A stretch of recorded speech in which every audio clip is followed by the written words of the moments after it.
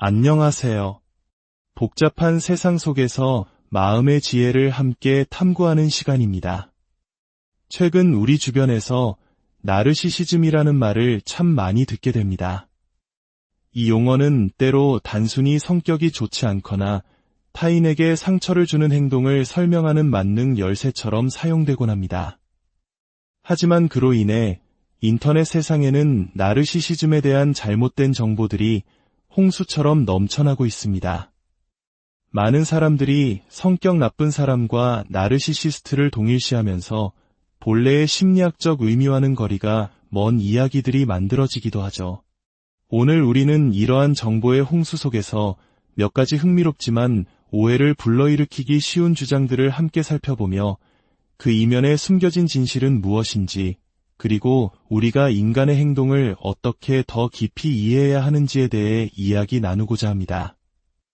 이 지혜의 여정에 동참하고 싶으시다면 저희의 이야기에 귀 기울여 주십시오. 여러분의 관심과 참여가 더 깊은 통찰을 나누는데 큰 힘이 됩니다. 자, 그럼 이제 시작해볼까요?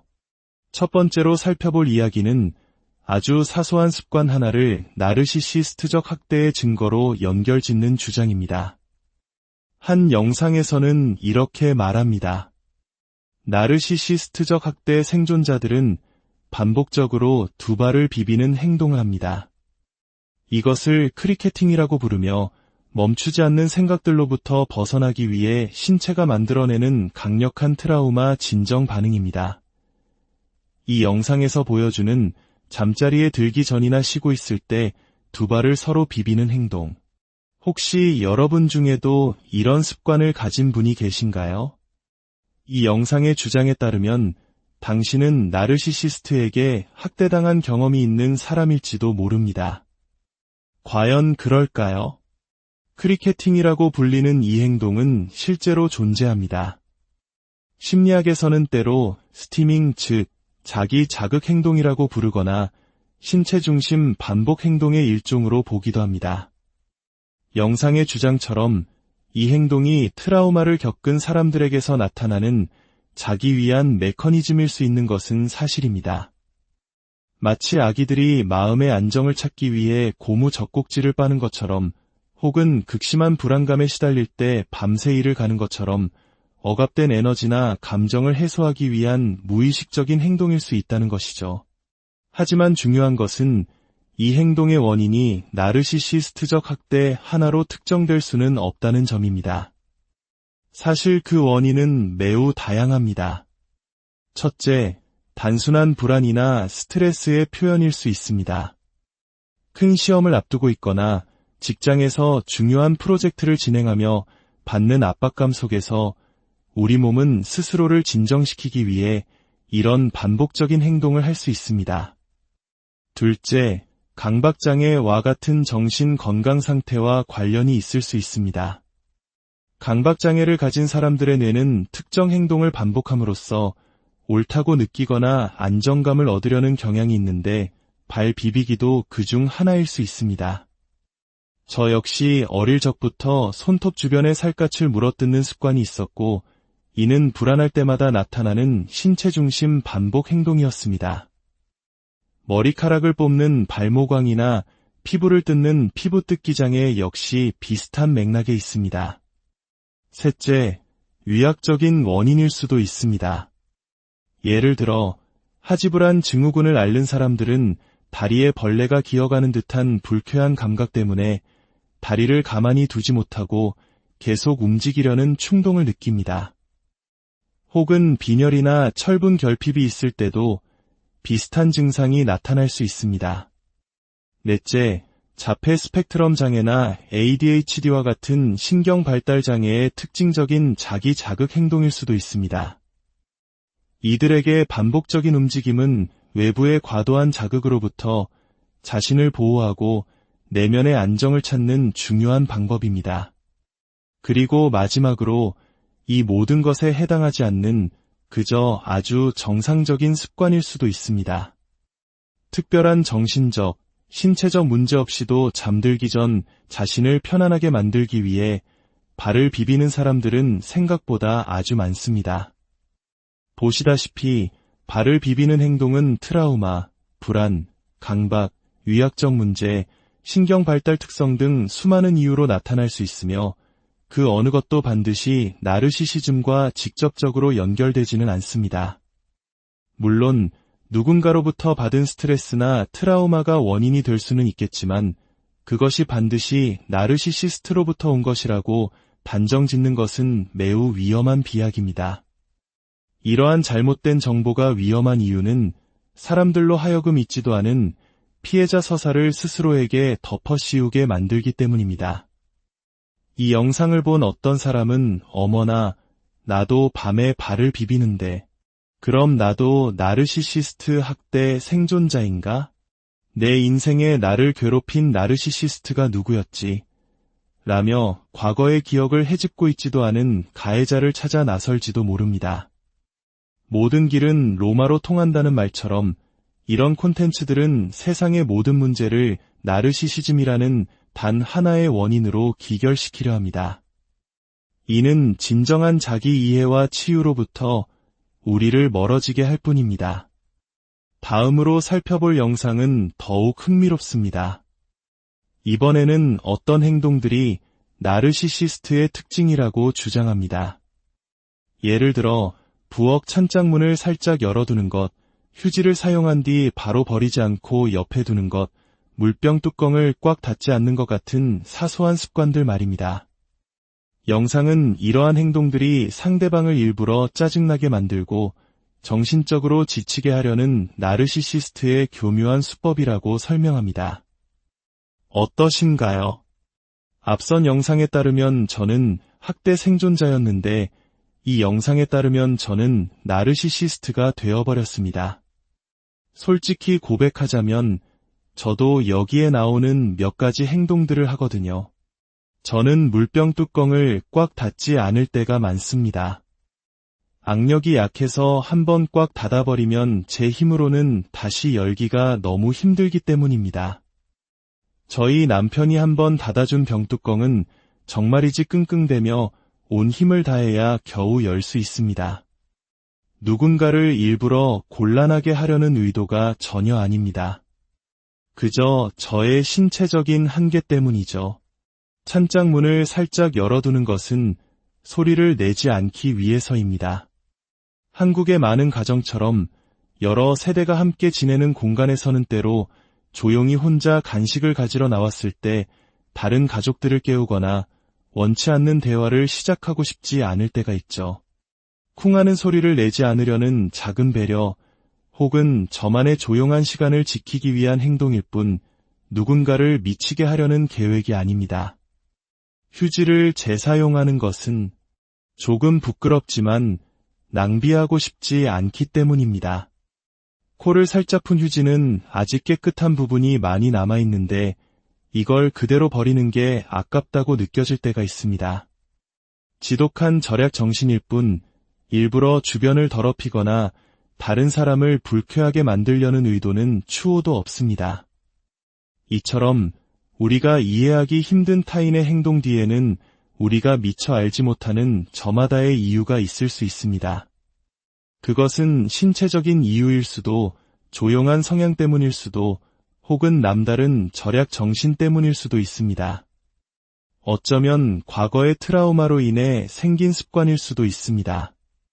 모든 것을 나를 괴롭히려는 악의적인 의도, 혹은 저 사람은 나르시시스트야 라고 단정 짓기 전에 우리는 먼저 물어볼 수 있습니다.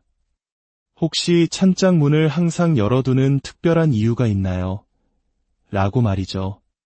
아마 당신이 상상하지도 못했던 의외의 대답을 듣게 될지도 모릅니다.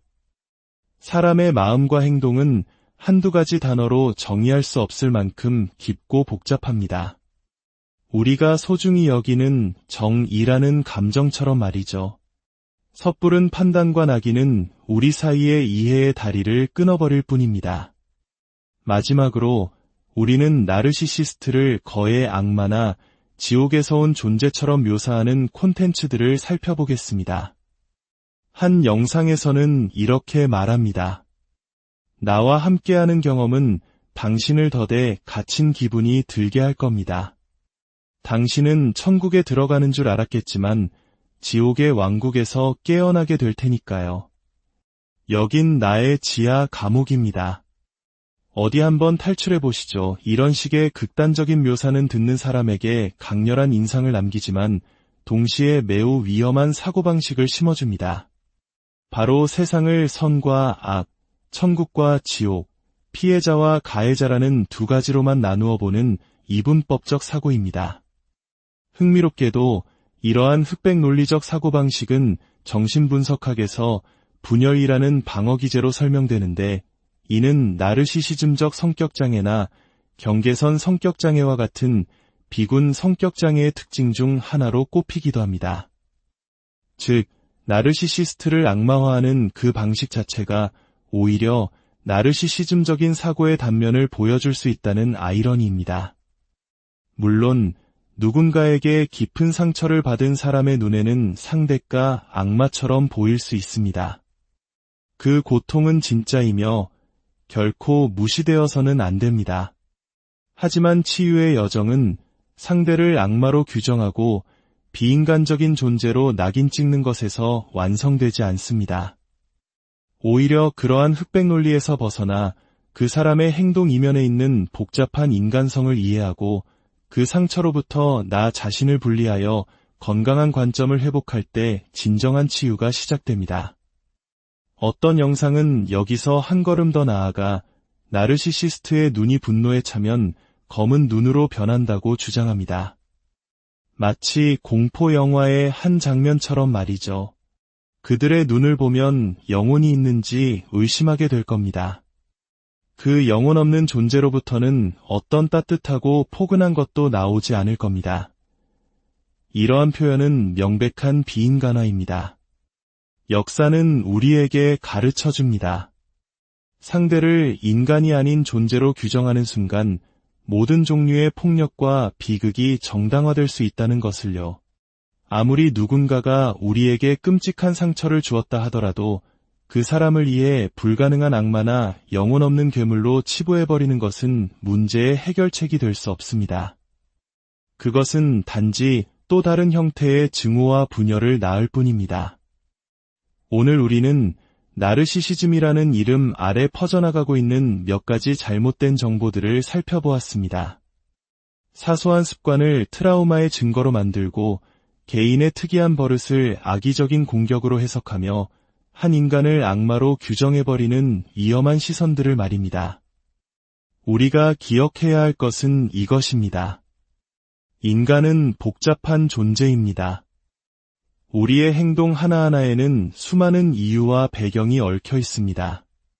섣부른 악의는 이해의 가능성을 차단하고 우리 자신과 타인에 대한 왜곡된 이미지만을 남깁니다.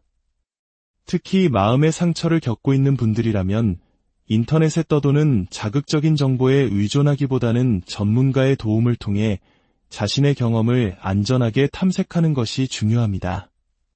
부디 이 이야기가 여러분의 마음에 작은 등불이 되어 사람들의 행동을 조금 더 넓고 깊은 시선으로 바라볼 수 있는 계기가 되기를 바랍니다.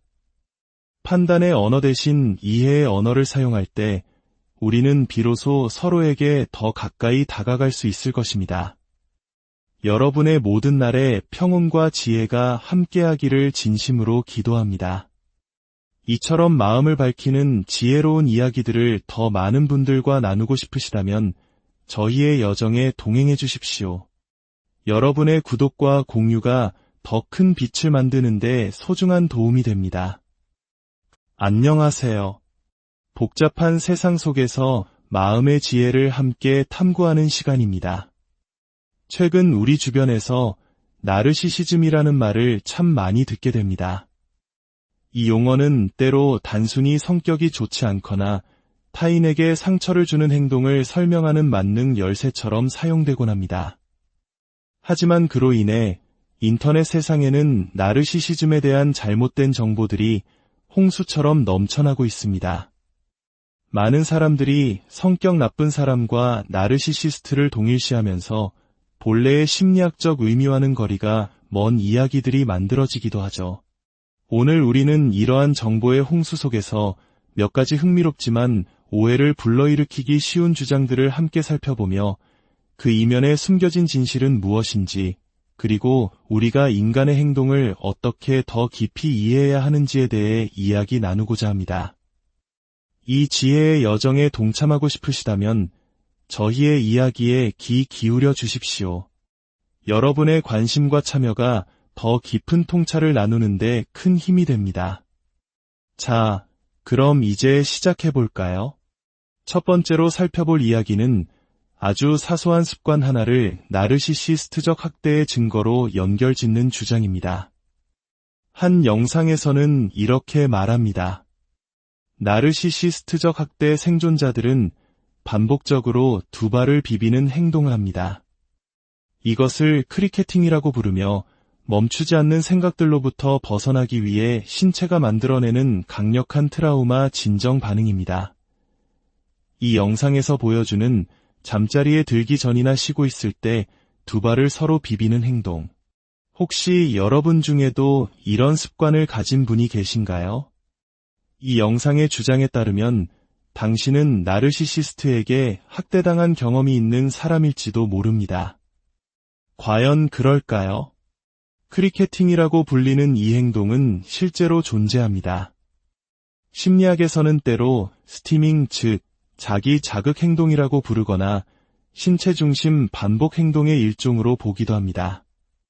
영상의 주장처럼 이 행동이 트라우마를 겪은 사람들에게서 나타나는 자기 위한 메커니즘일 수 있는 것은 사실입니다. 마치 아기들이 마음의 안정을 찾기 위해 고무 젖꼭지를 빠는 것처럼, 혹은 극심한 불안감에 시달릴 때 밤새 일을 가는 것처럼 억압된 에너지나 감정을 해소하기 위한 무의식적인 행동일 수 있다는 것이죠. 하지만 중요한 것은 이 행동의 원인이 나르시시스트적 학대 하나로 특정될 수는 없다는 점입니다. 사실 그 원인은 매우 다양합니다. 첫째, 단순한 불안이나 스트레스의 표현일 수 있습니다. 큰 시험을 앞두고 있거나 직장에서 중요한 프로젝트를 진행하며 받는 압박감 속에서 우리 몸은 스스로를 진정시키기 위해 이런 반복적인 행동을 할 수 있습니다. 둘째, 강박장애와 같은 정신 건강 상태와 관련이 있을 수 있습니다. 강박장애를 가진 사람들의 뇌는 특정 행동을 반복함으로써 옳다고 느끼거나 안정감을 얻으려는 경향이 있는데 발 비비기도 그중 하나일 수 있습니다. 저 역시 어릴 적부터 손톱 주변에 살갗을 물어뜯는 습관이 있었고, 이는 불안할 때마다 나타나는 신체 중심 반복 행동이었습니다. 머리카락을 뽑는 발모광이나 피부를 뜯는 피부 뜯기 장애 역시 비슷한 맥락에 있습니다. 셋째, 위약적인 원인일 수도 있습니다. 예를 들어 하지불안 증후군을 앓는 사람들은 다리에 벌레가 기어가는 듯한 불쾌한 감각 때문에 다리를 가만히 두지 못하고 계속 움직이려는 충동을 느낍니다. 혹은 빈혈이나 철분 결핍이 있을 때도 비슷한 증상이 나타날 수 있습니다. 넷째, 자폐 스펙트럼 장애나 ADHD와 같은 신경 발달 장애의 특징적인 자기 자극 행동일 수도 있습니다.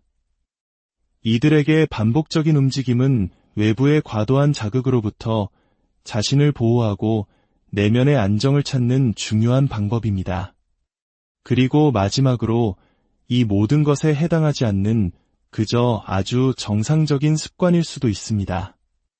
특별한 정신적, 신체적 문제 없이도 잠들기 전 자신을 편안하게 만들기 위해 발을 비비는 사람들은 생각보다 아주 많습니다.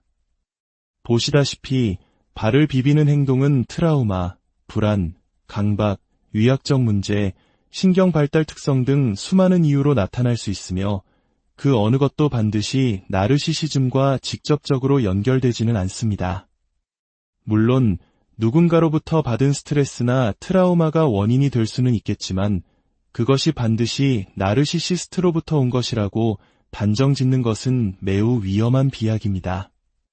이러한 잘못된 정보가 위험한 이유는 사람들로 하여금 잊지도 않은 피해자 서사를 스스로에게 덮어씌우게 만들기 때문입니다.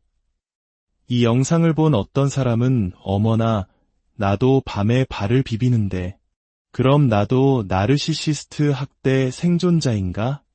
내 인생에 나를 괴롭힌 나르시시스트가 누구였지? 라며 과거의 기억을 헤집고 있지도 않은 가해자를 찾아 나설지도 모릅니다. 모든 길은 로마로 통한다는 말처럼 이런 콘텐츠들은 세상의 모든 문제를 나르시시즘이라는 단 하나의 원인으로 기결시키려 합니다. 이는 진정한 자기 이해와 치유로부터 우리를 멀어지게 할 뿐입니다.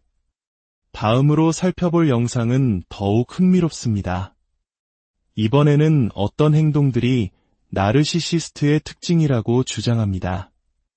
예를 들어 부엌 찬장문을 살짝 열어두는 것, 휴지를 사용한 뒤 바로 버리지 않고 옆에 두는 것, 물병 뚜껑을 꽉 닫지 않는 것 같은 사소한 습관들 말입니다. 영상은 이러한 행동들이 상대방을 일부러 짜증나게 만들고 정신적으로 지치게 하려는 나르시시스트의 교묘한 수법이라고 설명합니다. 어떠신가요?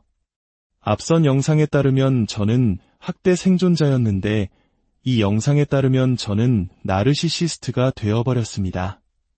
솔직히 고백하자면 저도 여기에 나오는 몇 가지 행동들을 하거든요. 저는 물병 뚜껑을 꽉 닫지 않을 때가 많습니다. 악력이 약해서 한번 꽉 닫아버리면 제 힘으로는 다시 열기가 너무 힘들기 때문입니다. 저희 남편이 한번 닫아준 병뚜껑은 정말이지 끙끙대며 온 힘을 다해야 겨우 열 수 있습니다. 누군가를 일부러 곤란하게 하려는 의도가 전혀 아닙니다. 그저 저의 신체적인 한계 때문이죠. 찬장문을 살짝 열어두는 것은 소리를 내지 않기 위해서입니다. 한국의 많은 가정처럼 여러 세대가 함께 지내는 공간에서는 때로 조용히 혼자 간식을 가지러 나왔을 때 다른 가족들을 깨우거나 원치 않는 대화를 시작하고 싶지 않을 때가 있죠. 쿵하는 소리를 내지 않으려는 작은 배려 혹은 저만의 조용한 시간을 지키기 위한 행동일 뿐 누군가를 미치게 하려는 계획이 아닙니다. 휴지를 재사용하는 것은 조금 부끄럽지만 낭비하고 싶지 않기 때문입니다. 코를 살짝 푼 휴지는 아직 깨끗한 부분이 많이 남아있는데 이걸 그대로 버리는 게 아깝다고 느껴질 때가 있습니다. 지독한 절약 정신일 뿐 일부러 주변을 더럽히거나 다른 사람을 불쾌하게 만들려는 의도는 추호도 없습니다. 이처럼 우리가 이해하기 힘든 타인의 행동 뒤에는 우리가 미처 알지 못하는 저마다의 이유가 있을 수 있습니다. 그것은 신체적인 이유일 수도, 조용한 성향 때문일 수도, 혹은 남다른 절약 정신 때문일 수도 있습니다. 어쩌면 과거의 트라우마로 인해 생긴 습관일 수도 있습니다. 모든 것을 나를 괴롭히려는 악의적인 의도, 혹은 저 사람은 나르시시스트야라고 단정 짓기 전에 우리는 먼저 물어볼 수 있습니다. 혹시 찬장문을 항상 열어두는 특별한 이유가 있나요? 라고 말이죠. 아마 당신이 상상하지도 못했던 의외의 대답을 듣게 될지도 모릅니다. 사람의 마음과 행동은 한두 가지 단어로 정의할 수 없을 만큼 깊고 복잡합니다. 우리가 소중히 여기는 정이라는 감정처럼 말이죠. 섣부른 판단과 낙인은 우리 사이의 이해의 다리를 끊어버릴 뿐입니다. 마지막으로 우리는 나르시시스트를 거의 악마나 지옥에서 온 존재처럼 묘사하는 콘텐츠들을 살펴보겠습니다. 한 영상에서는 이렇게 말합니다. 나와 함께하는 경험은 당신을 더대 갇힌 기분이 들게 할 겁니다. 당신은 천국에 들어가는 줄 알았겠지만 지옥의 왕국에서 깨어나게 될 테니까요. 여긴 나의 지하 감옥입니다. 어디 한번 탈출해 보시죠. 이런 식의 극단적인 묘사는 듣는 사람에게 강렬한 인상을 남기지만 동시에 매우 위험한 사고방식을 심어줍니다. 바로 세상을 선과 악, 천국과 지옥, 피해자와 가해자라는 두 가지로만 나누어 보는 이분법적 사고입니다.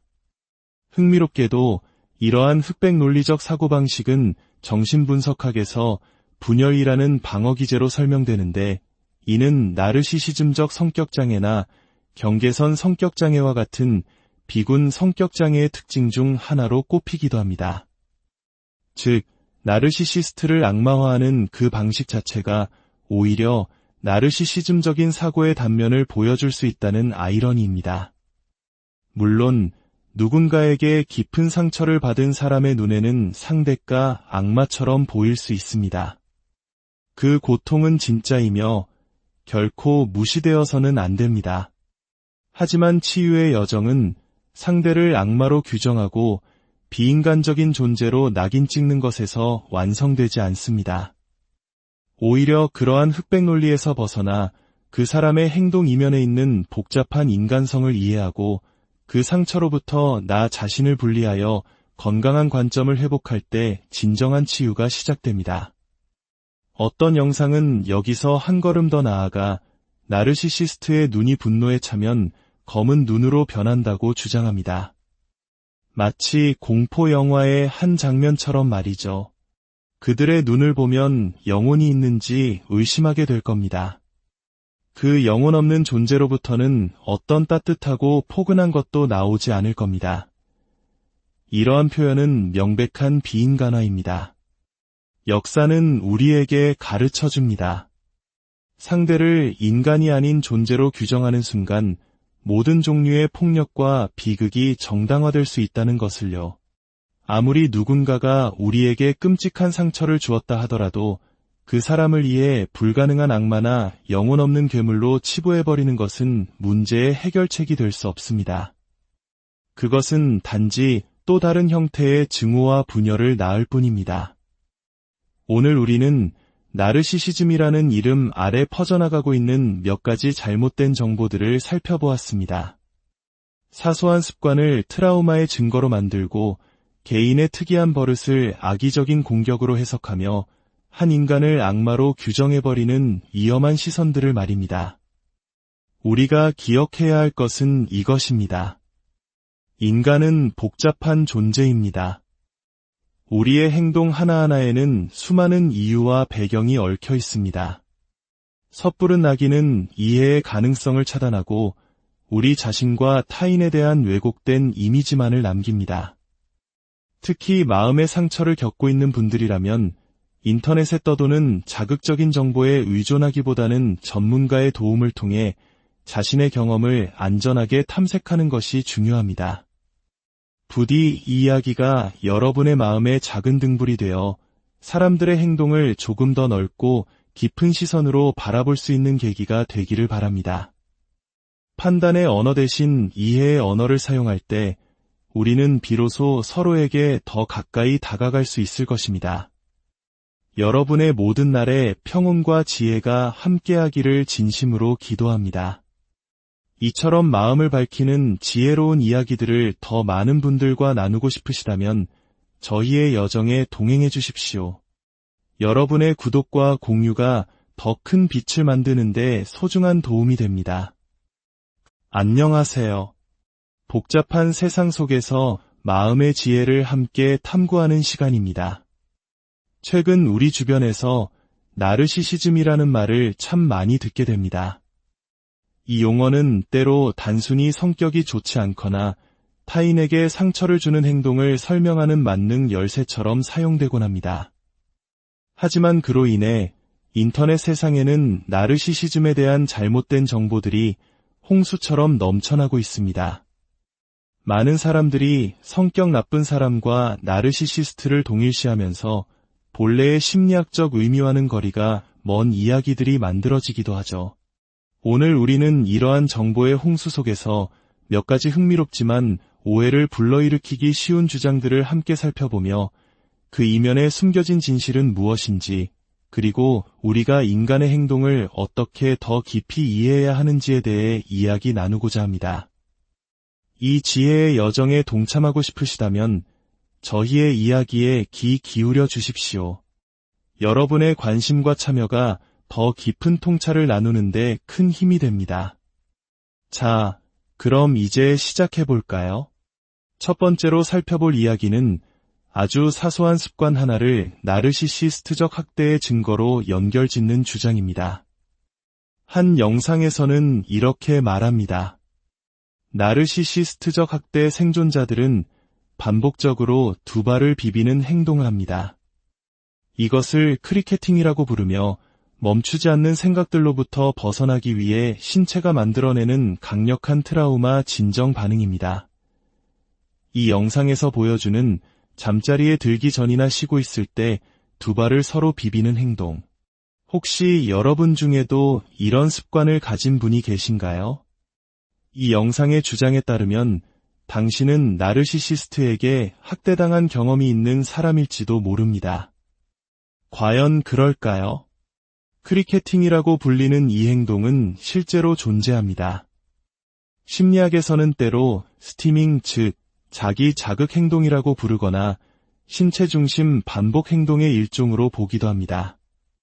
영상의 주장처럼 이 행동이 트라우마를 겪은 사람들에게서 나타나는 자기 위한 메커니즘일 수 있는 것은 사실입니다. 마치 아기들이 마음의 안정을 찾기 위해 고무 젖꼭지를 빠는 것처럼, 혹은 극심한 불안감에 시달릴 때 밤새 일을 가는 것처럼 억압된 에너지나 감정을 해소하기 위한 무의식적인 행동일 수 있다는 것이죠. 하지만 중요한 것은 이 행동의 원인이 나르시시스트적 학대 하나로 특정될 수는 없다는 점입니다. 사실 그 원인은 매우 다양합니다. 첫째, 단순한 불안이나 스트레스의 표현일 수 있습니다.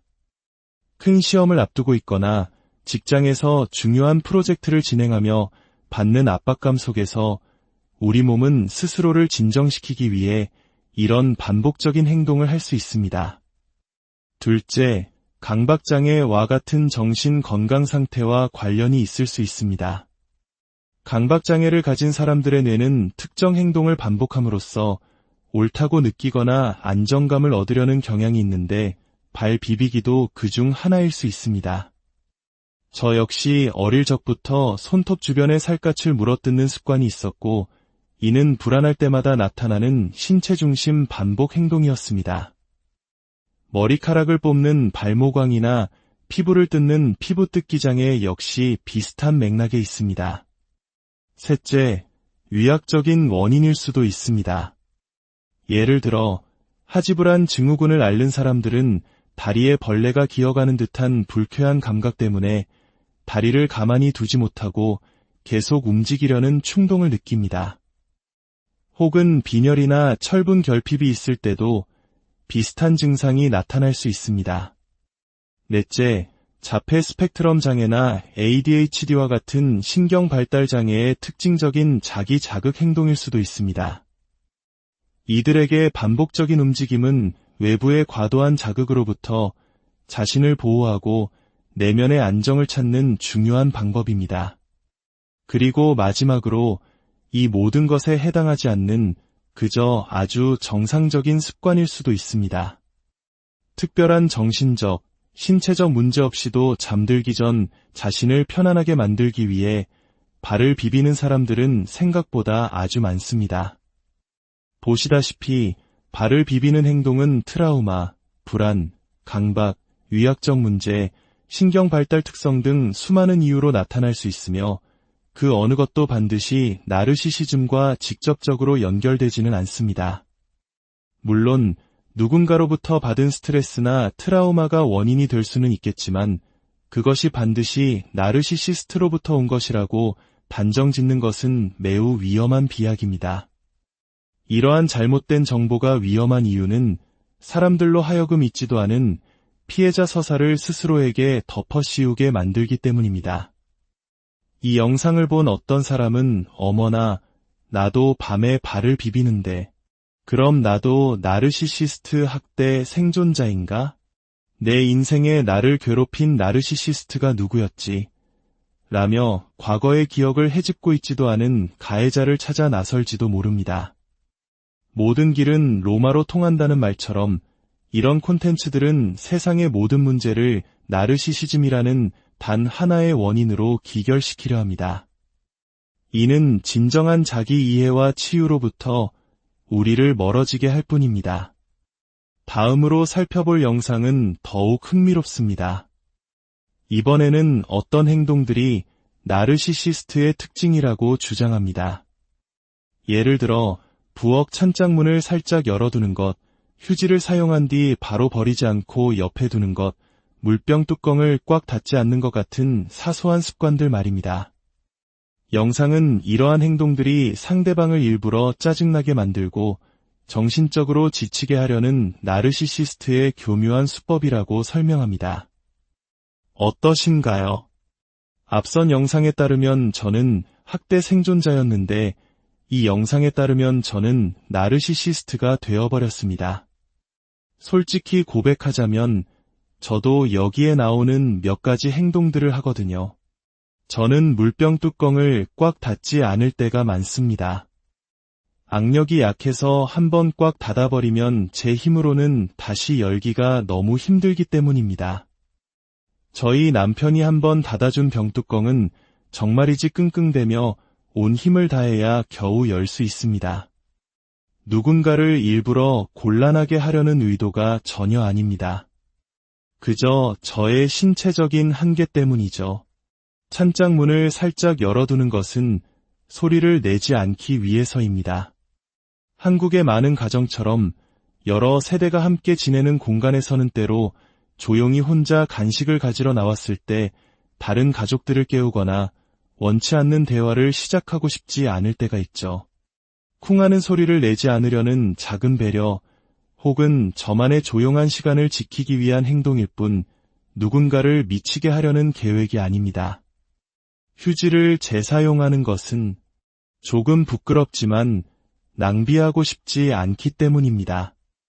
코를 살짝 푼 휴지는 아직 깨끗한 부분이 많이 남아있는데 이걸 그대로 버리는 게 아깝다고 느껴질 때가 있습니다.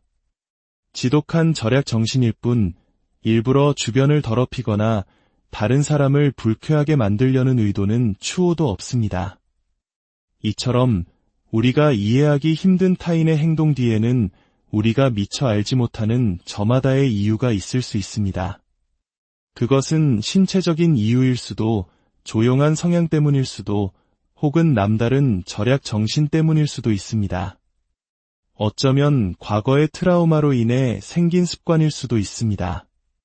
모든 것을 나를 괴롭히려는 악의적인 의도, 혹은 저 사람은 나르시시스트야 라고 단정 짓기 전에 우리는 먼저 물어볼 수 있습니다. 혹시 찬장문을 항상 열어두는 특별한 이유가 있나요? 라고 말이죠. 아마 당신이 상상하지도 못했던 의외의 대답을 듣게 될지도 모릅니다. 사람의 마음과 행동은 한두 가지 단어로 정의할 수 없을 만큼 깊고 복잡합니다. 우리가 소중히 여기는 정이라는 감정처럼 말이죠. 섣부른 판단과 낙인은 우리 사이의 이해의 다리를 끊어버릴 뿐입니다. 마지막으로 우리는 나르시시스트를 거의 악마나 지옥에서 온 존재처럼 묘사하는 콘텐츠들을 살펴보겠습니다. 한 영상에서는 이렇게 말합니다. 나와 함께하는 경험은 당신을 더대 갇힌 기분이 들게 할 겁니다. 당신은 천국에 들어가는 줄 알았겠지만 지옥의 왕국에서 깨어나게 될 테니까요. 여긴 나의 지하 감옥입니다.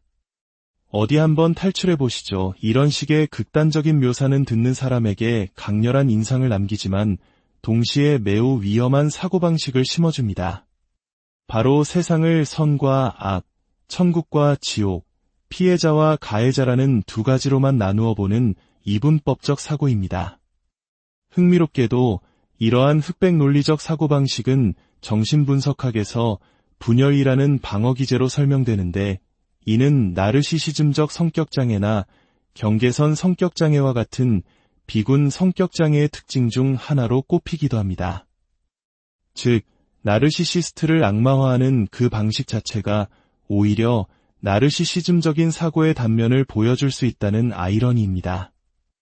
물론 누군가에게 깊은 상처를 받은 사람의 눈에는 상대가 악마처럼 보일 수 있습니다. 그 고통은 진짜이며 결코 무시되어서는 안 됩니다. 하지만 치유의 여정은 상대를 악마로 규정하고 비인간적인 존재로 낙인 찍는 것에서 완성되지 않습니다. 오히려 그러한 흑백 논리에서 벗어나 그 사람의 행동 이면에 있는 복잡한 인간성을 이해하고 그 상처로부터 나 자신을 분리하여 건강한 관점을 회복할 때 진정한 치유가 시작됩니다. 어떤 영상은 여기서 한 걸음 더 나아가 나르시시스트의 눈이 분노에 차면 검은 눈으로 변한다고 주장합니다. 마치 공포 영화의 한 장면처럼 말이죠.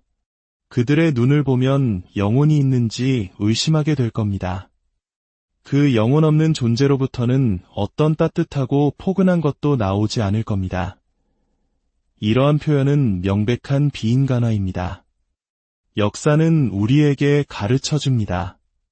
상대를 인간이 아닌 존재로 규정하는 순간 모든 종류의 폭력과 비극이 정당화될 수 있다는 것을요.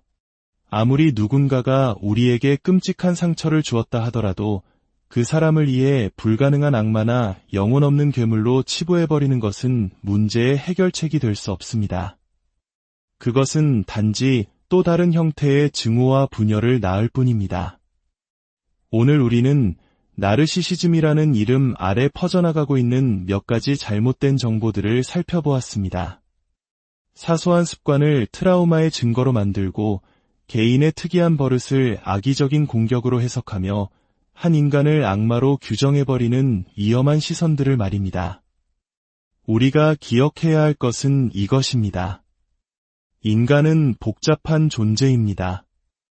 우리의 행동 하나하나에는 수많은 이유와 배경이 얽혀 있습니다. 섣부른 낙인은 이해의 가능성을 차단하고 우리 자신과 타인에 대한 왜곡된 이미지만을 남깁니다. 특히 마음의 상처를 겪고 있는 분들이라면 인터넷에 떠도는 자극적인 정보에 의존하기보다는 전문가의 도움을 통해 자신의 경험을 안전하게 탐색하는 것이 중요합니다. 부디 이 이야기가 여러분의 마음에 작은 등불이 되어 사람들의 행동을 조금 더 넓고 깊은 시선으로 바라볼 수 있는 계기가 되기를 바랍니다. 판단의 언어 대신 이해의 언어를 사용할 때 우리는 비로소 서로에게 더 가까이 다가갈 수 있을 것입니다. 여러분의 모든 날에 평온과 지혜가 함께하기를 진심으로 기도합니다. 이처럼 마음을 밝히는 지혜로운 이야기들을 더 많은 분들과 나누고 싶으시다면 저희의 여정에 동행해 주십시오. 여러분의 구독과 공유가 더 큰 빛을 만드는 데 소중한 도움이 됩니다. 안녕하세요. 복잡한 세상 속에서 마음의 지혜를 함께 탐구하는 시간입니다. 최근 우리 주변에서 나르시시즘이라는 말을 참 많이 듣게 됩니다. 이 용어는 때로 단순히 성격이 좋지 않거나 타인에게 상처를 주는 행동을 설명하는 만능 열쇠처럼 사용되곤 합니다. 하지만 그로 인해 인터넷 세상에는 나르시시즘에 대한 잘못된 정보들이 홍수처럼 넘쳐나고 있습니다. 많은 사람들이 성격 나쁜 사람과 나르시시스트를 동일시하면서 본래의 심리학적 의미와는 거리가 먼 이야기들이 만들어지기도 하죠. 오늘 우리는 이러한 정보의 홍수 속에서 몇 가지 흥미롭지만 오해를 불러일으키기 쉬운 주장들을 함께 살펴보며 그 이면에 숨겨진 진실은 무엇인지, 그리고 우리가 인간의 행동을 어떻게 더 깊이 이해해야 하는지에 대해 이야기 나누고자 합니다. 이 지혜의 여정에 동참하고 싶으시다면 저희의 이야기에 귀 기울여 주십시오. 여러분의 관심과 참여가 더 깊은 통찰을 나누는데 큰 힘이 됩니다. 자, 그럼 이제 시작해볼까요? 첫 번째로 살펴볼 이야기는 아주 사소한 습관 하나를 나르시시스트적 학대의 증거로 연결짓는 주장입니다. 한 영상에서는 이렇게 말합니다. 나르시시스트적 학대 생존자들은 반복적으로 두 발을 비비는 행동을 합니다.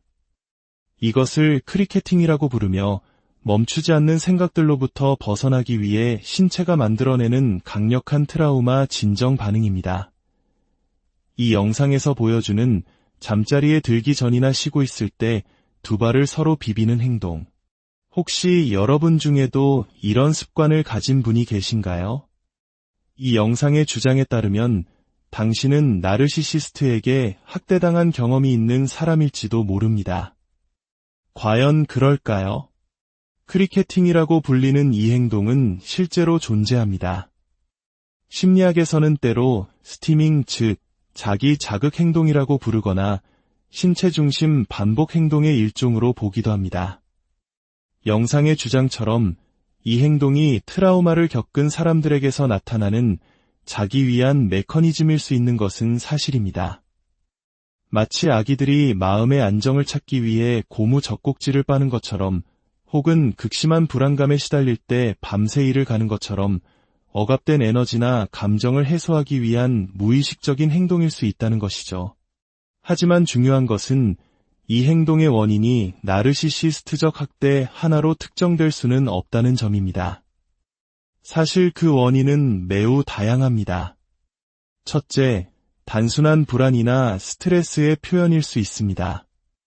큰 시험을 앞두고 있거나 직장에서 중요한 프로젝트를 진행하며 받는 압박감 속에서 우리 몸은 스스로를 진정시키기 위해 이런 반복적인 행동을 할 수 있습니다. 둘째, 강박장애와 같은 정신 건강 상태와 관련이 있을 수 있습니다. 강박장애를 가진 사람들의 뇌는 특정 행동을 반복함으로써 옳다고 느끼거나 안정감을 얻으려는 경향이 있는데, 발 비비기도 그중 하나일 수 있습니다. 저 역시 어릴 적부터 손톱 주변에 살갗을 물어뜯는 습관이 있었고, 이는 불안할 때마다 나타나는 신체 중심 반복 행동이었습니다. 머리카락을 뽑는 발모광이나 피부를 뜯는 피부 뜯기 장애 역시 비슷한 맥락에 있습니다. 셋째, 위약적인 원인일 수도 있습니다. 예를 들어 하지불안 증후군을 앓는 사람들은 다리에 벌레가 기어가는 듯한 불쾌한 감각 때문에 다리를 가만히 두지 못하고 계속 움직이려는 충동을 느낍니다. 혹은 빈혈이나 철분 결핍이 있을 때도 비슷한 증상이 나타날 수 있습니다. 넷째, 자폐 스펙트럼 장애나 ADHD와 같은 신경 발달 장애의 특징적인 자기 자극 행동일 수도 있습니다. 이들에게 반복적인 움직임은 외부의 과도한 자극으로부터 자신을 보호하고 내면의 안정을 찾는 중요한 방법입니다. 그리고 마지막으로 이 모든 것에 해당하지 않는 그저 아주 정상적인 습관일 수도 있습니다. 특별한 정신적, 신체적 문제 없이도 잠들기 전 자신을 편안하게 만들기 위해 발을 비비는 사람들은 생각보다 아주 많습니다. 보시다시피 발을 비비는 행동은 트라우마, 불안, 강박, 위약적 문제, 신경 발달 특성 등 수많은 이유로 나타날 수 있으며, 그 어느 것도 반드시 나르시시즘과 직접적으로 연결되지는 않습니다. 물론 누군가로부터 받은 스트레스나 트라우마가 원인이 될 수는 있겠지만, 그것이 반드시 나르시시스트로부터 온 것이라고 단정 짓는 것은 매우 위험한 비약입니다. 이러한 잘못된 정보가 위험한 이유는 사람들로 하여금 잊지도 않은 피해자 서사를 스스로에게 덮어씌우게 만들기 때문입니다. 이 영상을 본 어떤 사람은 어머나, 나도 밤에 발을 비비는데, 그럼 나도 나르시시스트 학대 생존자인가? 내 인생에 나를 괴롭힌 나르시시스트가 누구였지? 라며 과거의 기억을 헤집고 있지도 않은 가해자를 찾아 나설지도 모릅니다.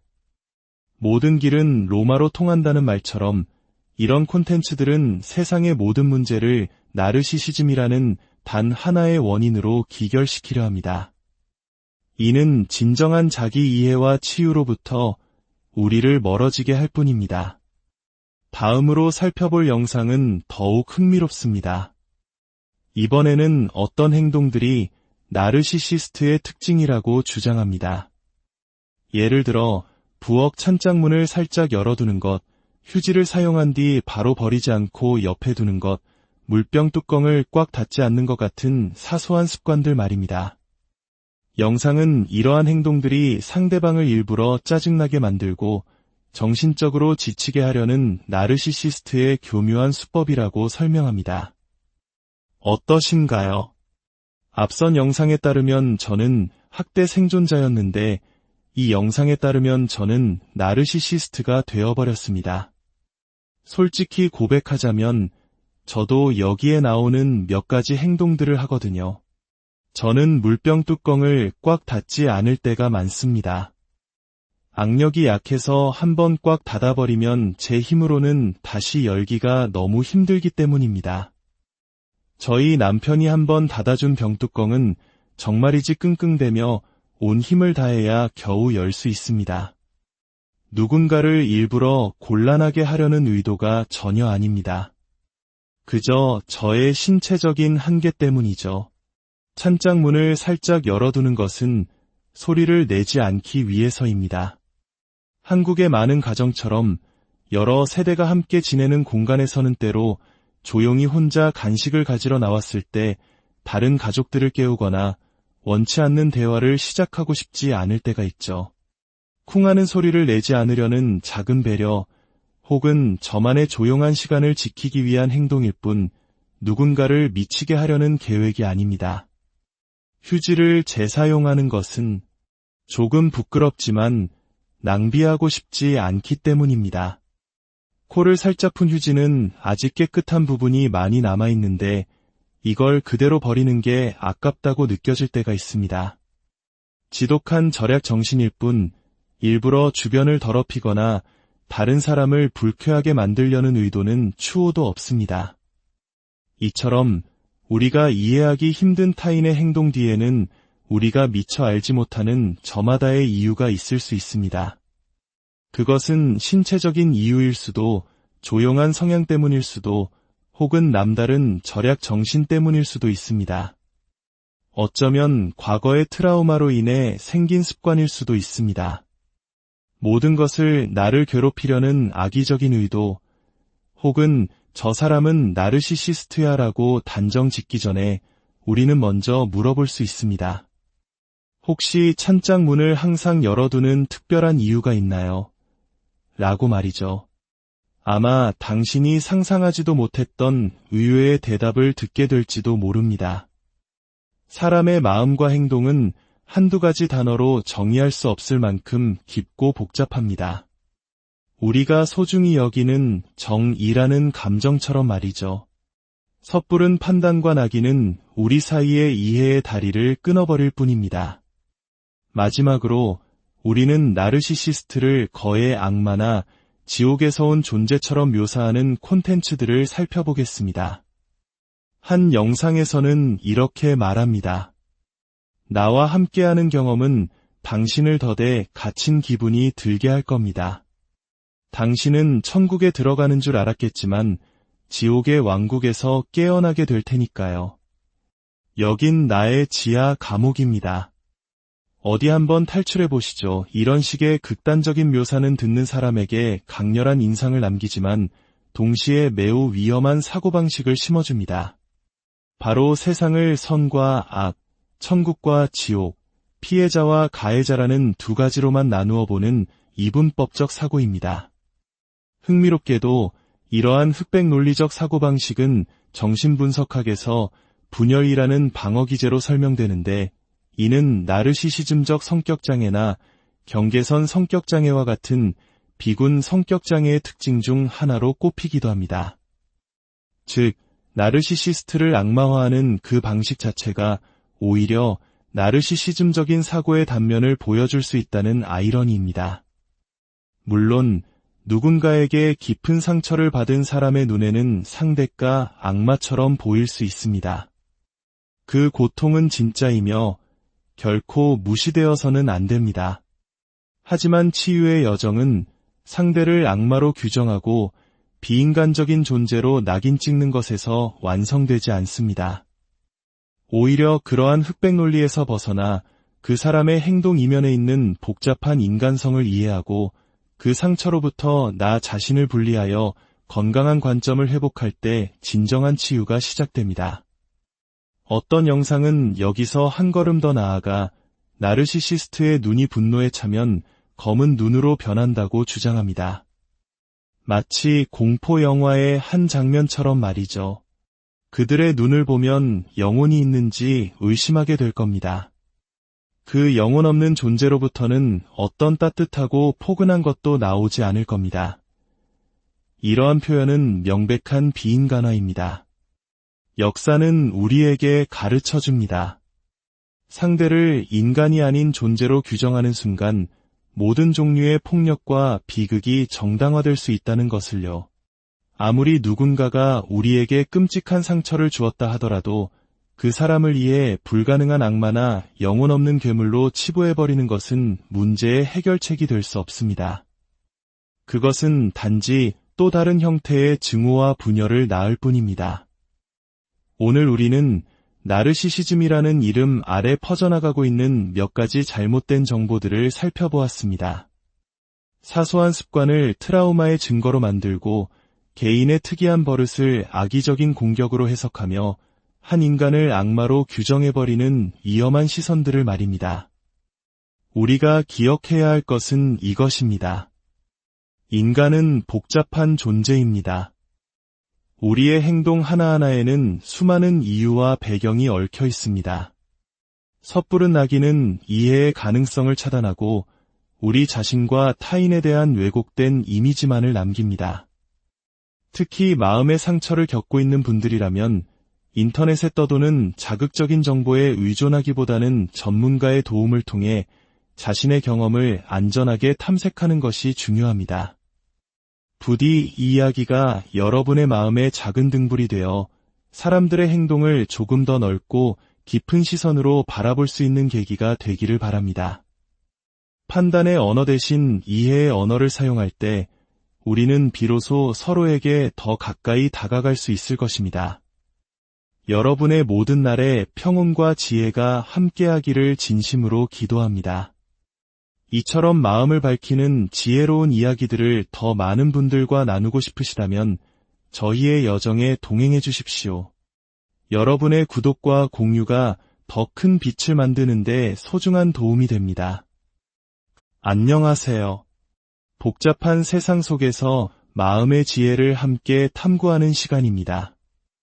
최근 우리 주변에서 나르시시즘이라는 말을 참 많이 듣게 됩니다. 이 용어는 때로 단순히 성격이 좋지 않거나 타인에게 상처를 주는 행동을 설명하는 만능 열쇠처럼 사용되곤 합니다. 하지만 그로 인해 인터넷 세상에는 나르시시즘에 대한 잘못된 정보들이 홍수처럼 넘쳐나고 있습니다. 많은 사람들이 성격 나쁜 사람과 나르시시스트를 동일시하면서 본래의 심리학적 의미와는 거리가 먼 이야기들이 만들어지기도 하죠. 오늘 우리는 이러한 정보의 홍수 속에서 몇 가지 흥미롭지만 오해를 불러일으키기 쉬운 주장들을 함께 살펴보며 그 이면에 숨겨진 진실은 무엇인지, 그리고 우리가 인간의 행동을 어떻게 더 깊이 이해해야 하는지에 대해 이야기 나누고자 합니다. 이 지혜의 여정에 동참하고 싶으시다면 저희의 이야기에 귀 기울여 주십시오. 여러분의 관심과 참여가 더 깊은 통찰을 나누는데 큰 힘이 됩니다. 자, 그럼 이제 시작해볼까요? 첫 번째로 살펴볼 이야기는 아주 사소한 습관 하나를 나르시시스트적 학대의 증거로 연결짓는 주장입니다. 한 영상에서는 이렇게 말합니다. 나르시시스트적 학대 생존자들은 반복적으로 두 발을 비비는 행동을 합니다. 이것을 크리케팅이라고 부르며 멈추지 않는 생각들로부터 벗어나기 위해 신체가 만들어내는 강력한 트라우마 진정 반응입니다. 이 영상에서 보여주는 잠자리에 들기 전이나 쉬고 있을 때 두 발을 서로 비비는 행동. 혹시 여러분 중에도 이런 습관을 가진 분이 계신가요? 이 영상의 주장에 따르면 당신은 나르시시스트에게 학대당한 경험이 있는 사람일지도 모릅니다. 과연 그럴까요? 크리케팅이라고 불리는 이 행동은 실제로 존재합니다. 심리학에서는 때로 스티밍, 즉 자기 자극 행동이라고 부르거나 신체 중심 반복 행동의 일종으로 보기도 합니다. 영상의 주장처럼 이 행동이 트라우마를 겪은 사람들에게서 나타나는 자기 위한 메커니즘일 수 있는 것은 사실입니다.